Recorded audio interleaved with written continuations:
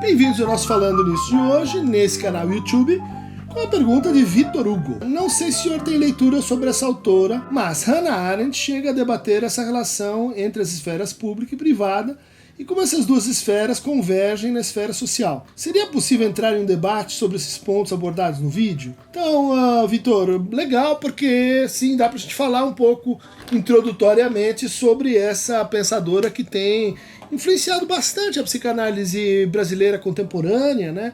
Te vê isso aí nos trabalhos do Paulo Endo, lá da USP, a Gabriela Costardi, que hoje está em Los Angeles, o próprio Edson Souza, né? A Hannah Arendt formou assim, um ponto de partida para a gente, no Brasil, reler o Freud, reler temáticas como a violência, como a exclusão, como a presença na esfera pública que você menciona aqui, de uma maneira assim, original, criativa e potente, né? Então eu vou passar um pouco pelas ideias dela, centralizando as coisas nesse livro que eu considero assim fundamental, muito importante, né? Que é um livro escrito para ajustar as contas com o Marx, né? Chamado A Condição Humana. Condição Humana é um trabalho onde ela vai partir, né, da oposição entre a contemplação e a ação, a vida ativa e a vida contemplativa, lá nos gregos. E vai passar para analisar a emergência da esfera privada a partir de Santo Agostinho, mas também na modernidade, como um evento que vai marcar a cesura, a cisão do sujeito moderno, e que culmina nessa crítica que ela faz. Parece muito interessante, ela arma uma crítica ao Marx, mas depois parece acabar se reconciliando um pouco com ele, né? Quando vai dizer que o homo faber, o homem que faz, né?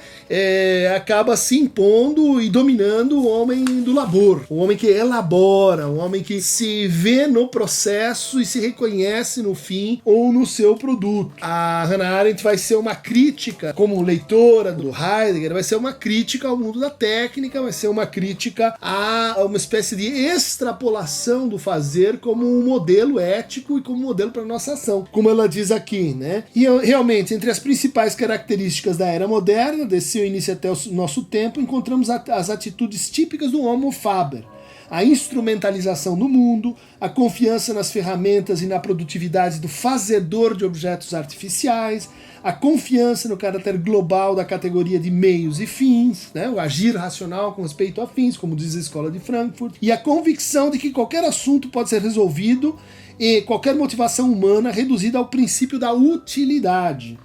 A soberania que vê todas as coisas dadas como matéria-prima, né? A natureza que vai ser devorada, então tá aí para a gente se apossar dela, e toda a natureza como um imenso tecido do qual podemos cortar qualquer pedaço e tornar a coser como quisermos. O equacionamento da inteligência com a engenhosidade, ou seja, o desprezo por qualquer pensamento que não possa ser considerado como o primeiro passo para a fabricação de objetos artificiais, principalmente de instrumentos para fabricar outros instrumentos e permitir a infinita variedade de sua fabricação. Quer dizer, ela tem um diagnóstico que vai olhar para a experiência humana e notar que essa experiência perde, né, em sentido, ela se esvazia à medida mesma em que ela se torna um mundo operacional, um mundo voltado para determinadas finalidades utilitárias ou práticas, como ela coloca aqui, né? Quer dizer, isso retoma, de certa forma, a crítica bem colocada por ela já na sua tese de doutorado, né? A vida do espírito, pensar, o querer e o julgar,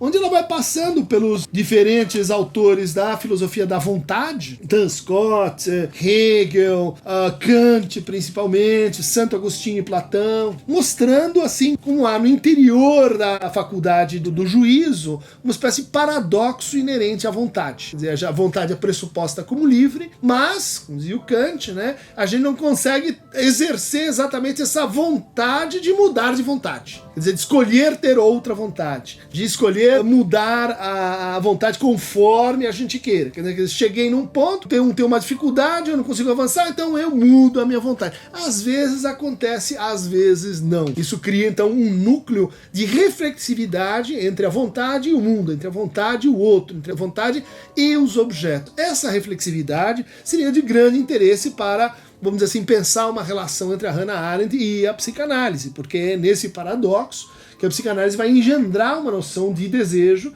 e mostrar como essa experiência do desejo ela é correlata da posição do sujeito, né? Então, a vontade se altera com o lugar em que a gente se reconhece como sujeito, e o lugar em que a gente se reconhece como sujeito se altera em função da nossa vontade. Isso tem que ver com um tema muito interessante, muito importante na Hannah Arendt, que são os seus problemas relativos à introdução de algo novo no mundo, né? Os atos fundamentais. Uma filosofia dos atos, aliás, que daria um bom a conversa aí com o Lacan, né?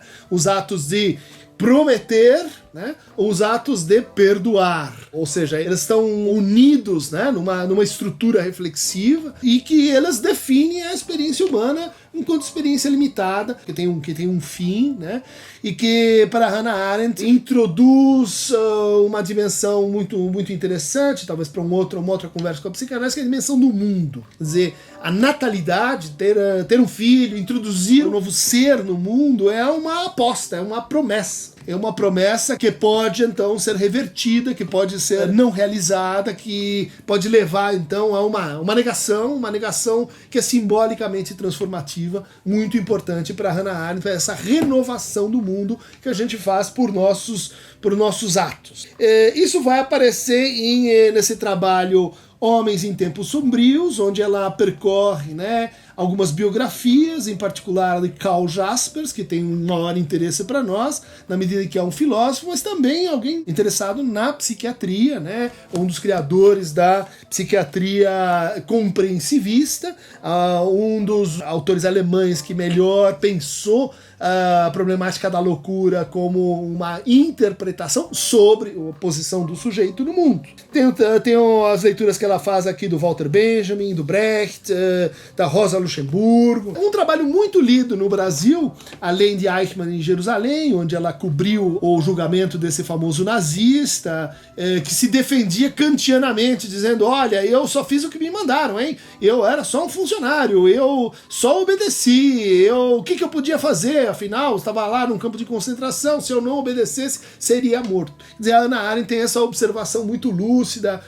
que fez história, né? Dizer assim, olha, esse personagem que eu tô vendo, que levou centenas e milhares de pessoas para a Câmara de Gás, esse personagem é um cara banal, ele é um funcionário público, ele é um medroso, ele é alguém que não tem consciência, né, e nem instalação presente no mundo. E representa, então, essa nova transfiguração que a Hannah Arendt vai explorar, né, que é a banalidade do mal. O mal se tornou, a partir de determinado momento, uma coisa assim tão inconsequente, tão trivial, né, que a gente não tem que apelar mais para grandes diabos, grandes seres supremos em sua maldade, mas simplesmente olhar para esses que obedecem regras, né? Simplesmente, de forma cega, de forma crente, né?